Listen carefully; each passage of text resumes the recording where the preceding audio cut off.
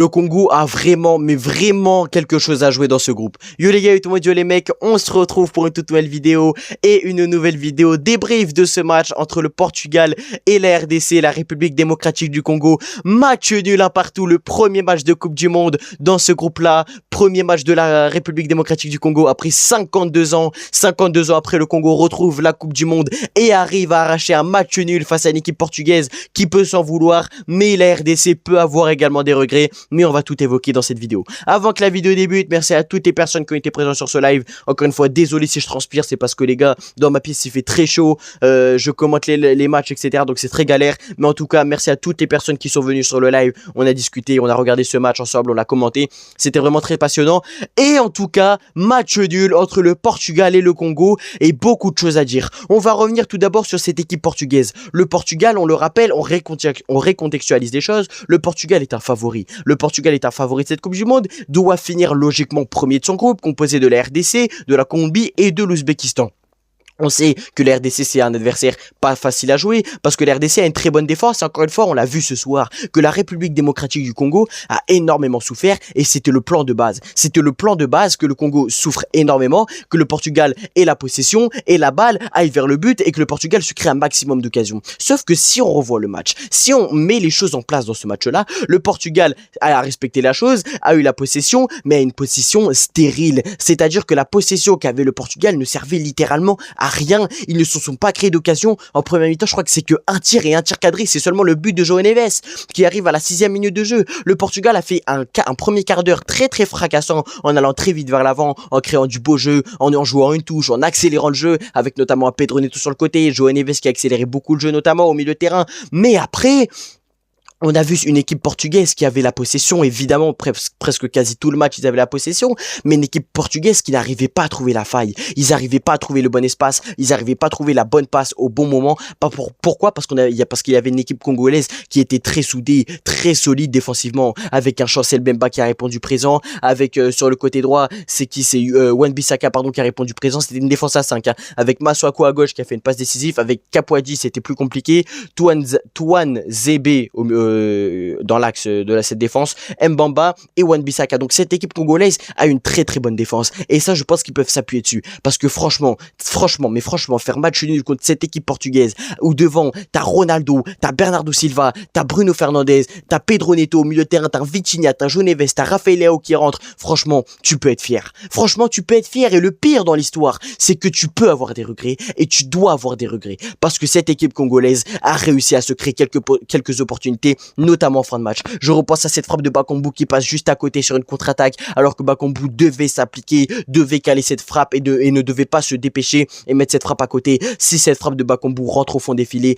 croyez-moi que ça filme bout tout le long de la soirée parce que les gars, le Congo avait vraiment quelque chose à jouer. Ils ont refusé le jeu et ils l'ont bien fait parce que cette équipe portugaise a galéré à trouver la faille. Il y avait que João Neves, Bruno Fernandes et Vitinha, les trois milieux de terrain, le meilleur milieu de terrain même j'ai envie de dire de la compétition qui essayaient davantage, même Pedro Neto, d'essayer de créer ce danger, d'essayer de créer une percée individuelle, de trouver la bonne passe notamment au milieu de terrain, sauf que le Portugal n'y arrivait pas. Et à chaque fois, il y avait un pied, une main, une couille, une tête, je ne sais pas, tout ce que vous voulez, du Congo pour empêcher les Portugais de passer. Au final, le Portugal n'a pas réussi à passer. La seule fois où ils sont passés, c'est sur une déviation de la tête de João Neves, sur un magnifique centre de Pedro Neto, une déviation de João Neves de la tête, c'était exceptionnel, 6e minute de jeu. Et dès que ce but arrive, on se dit tout de notre tête que le Portugal va tout arracher. On se dit que le Portugal va tout arracher, que le Portugal va exploser cette équipe du Congo et que le Congo n'est pas prêt pour jouer cette Coupe du Monde, que même 52 ans après le Congo n'a pas une équipe assez bonne et assez en forme pour rivaliser avec cette équipe portugaise. Eh ben détrompez-vous parce qu'ils ont réussi à tenir au milieu de terrain. Kayembe, Mutusami,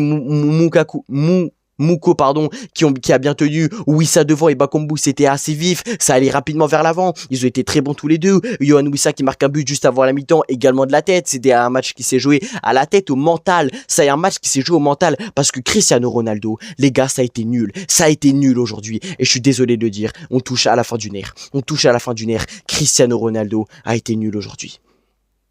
Je suis désolé de le dire, franchement je suis désolé de le dire, Ronaldo a été nul aujourd'hui, il a pas du tout créé de danger, il y a eu juste 2 frappes à la limite, mais bon elle passe les deux largement à côté, il a pas du tout été bon, Cristiano Ronaldo même dans les déviations de la tête ça n'allait pas, de portée de balle, avec la balle il y allait pas, en début de match on voyait faire des petits skills, mais pour se dire on pensait peut-être qu'il allait retrouver ses skills de 2008, même si on sait que c'est pas la même époque, mais il n'y était pas, il n'était pas présent, c'est également le cas de Bernardo Silva qui est sorti à la mi-temps, Pedro Neto il essayait quelquefois d'accélérer sur le côté gauche, mais il n'y arrivait pas, le seul un petit peu des offensifs qui était assez intéressant c'était Bruno Fernandes, mais ça c'est pas étonnant, l'un des meilleurs, voire le meilleur milieu de terrain cette saison, qui crée encore une fois du danger, il n'est pas décisif aujourd'hui mais il a énormément apporté dans cette équipe portugaise, il a créé du danger offensivement, il a fait de nombreux centres, tout comme Pedro Neto, mais de l'autre côté avec un Bernardo Silva et un Cristiano Ronaldo très décevant, ils ont pas réussi à répondre présent, après Ronaldo qui est resté tout le match, hein, mais Bernardo Silva qui est rentré, qui est sorti pardon, Rafael Leao est rentré, Conceição également, Nelson Semedo et Gonzalo Ramos.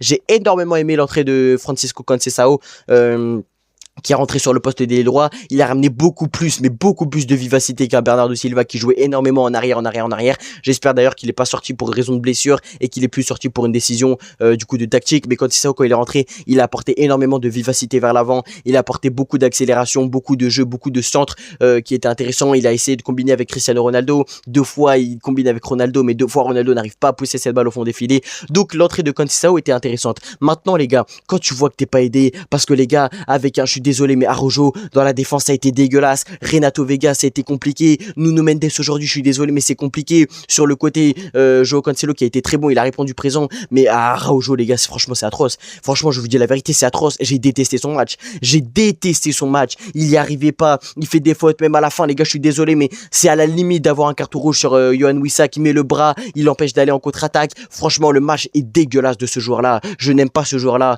franchement et pour moi c'est l'un des pires joueurs du Portugal sur ce match là, à part Bernardo Silva également qui a fait un match très compliqué.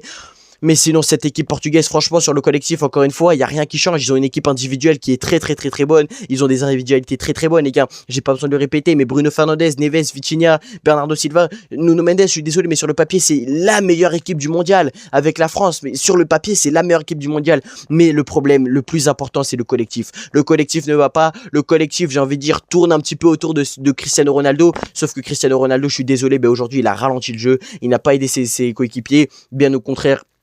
Alors je suis désolé de parler comme ça de Cristiano Ronaldo hein, parce que moi je suis pas le genre de personne à être dans un train et à sortir très rapidement, mais là j'ai trop été dans le train de Ronaldo et franchement je descends de ce train. Hier quand tu vois que t'as un Erling Haaland qui te claque un doublé pardon, que Mbappé te claque un doublé, que Messi te claque un triplé, t'attends juste ce soir que Ronaldo réponde présent lui également à son tour.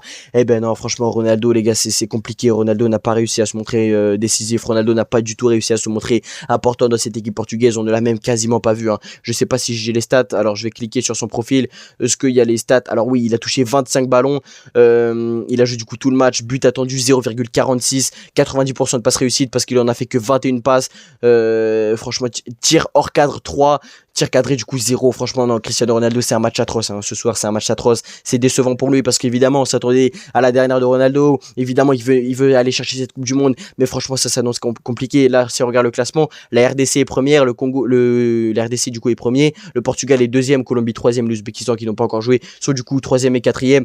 Faudra voir aussi ce match entre la Colombie et l'Ouzbékistan parce que s'il y a un match nul également, ça pourrait mettre le Portugal dans une position très inconfortable. Le Portugal qui là franchement va devoir affronter après la Colombie et après l'Ouzbékistan. Donc non, d'abord c'est l'Ouzbékistan et après la Colombie si je me trompe pas. Donc le Portugal, franchement, ouais, donc c'est l'Ouzbékistan et puis après ce sera la Colombie. En dernier match, ça va être compliqué. Hein. Franchement, les gars, cette phase de poule s'annonce très compliqué pour le Portugal parce que s'ils jouent comme ça tous les matchs, s'ils refusent, parce que là, il y a eu trop de nonchalance. Cette équipe portugaise a été imprégnée par la nonchalance. Ils ont manqué de respect à cette équipe congolaise parce qu'il y avait des fois où tu pouvais aller vers l'avant, où Vitinha et Neves avaient l'opportunité de faire des passes vers l'avant, mais le nombre de fois où Vitinha a fait 2 passes vers l'arrière, a coulissé juste au milieu de terrain et reparti vers l'arrière, il a essayé de mettre des passes, de mettre des caviar vers l'avant, il a pas réussi. Au bout d'un moment, des fois quand tu vois que tu as des espaces, même un petit espace, il faut que tu la mettes, parce que les gars, le Portugal peut avoir des regrets, le Portugal a manqué de respect à cette équipe congolaise, personnellement moi j'ai trouvé, et derrière le Congo punit cette équipe portugaise juste avant la mi-temps, et puis après deuxième mi-temps, pas de but, les deux équipes ont été quasi inoffensives, le Portugal a poussé, mais que en fin de match, le Portugal s'est réveillé que en fin de match. À la fin du match, il y avait quelques 2-3 petites contre-attaques pour le Congo qui auraient pu peut-être justement aller chercher ce but là, ce but pour Fimbu le Portugal et pour mettre KO cette équipe portugaise de Cristiano Ronaldo, je pense à cette frappe de Bakambu, je pense à une contre-attaque également qui a été mal exploitée, je pense à un dégagement qui a été mal joué de la part du gardien.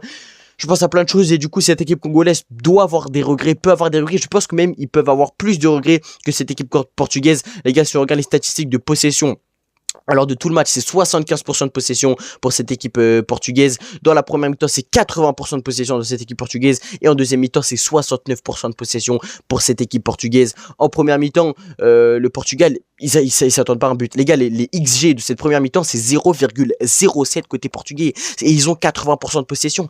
La stat là veut tout dire. La possession est stérile. La possession ne sert à rien. Nombre de tirs, 2 tirs cadrés, 1 c'est le but. Et but attendu 0,07, c'est même pas 1. Ce n'est même pas 1. Donc c'est là où on voit que cette équipe portugaise ne sert à rien. La possession, ces 80% de possession ne servent à rien. Ils ne servent à rien, à part c'était vraiment nul. La possession ne servait à rien, juste à part faire tourner. De l'autre côté, le Congo, c'est 20% de possession et c'est 0,50% de XG attendu. Donc il y a même un XG plus attendu de but côté congolais, alors qu'ils ont que 20% de possession. Et nombre de tirs, 6 côté congolais, 2 tirs cadrés en première mi-temps, alors qu'ils ont que 20% de possession. Donc il y a des problèmes, il y a énormément de problèmes, cette équipe portugaise a énormément de failles, la défense les gars côté portugais c'est très faible, certes il y a un milieu très dense, très charnier, très costaud, une attaque sur le papier qui est exceptionnelle, mais défensivement c'est trop compliqué, il n'y arrive pas, Nuno Mendes n'était pas dans son match, Cancelo était souvent très haut, et Renato Veiga et Araujo, c'est compliqué, ça a été dur.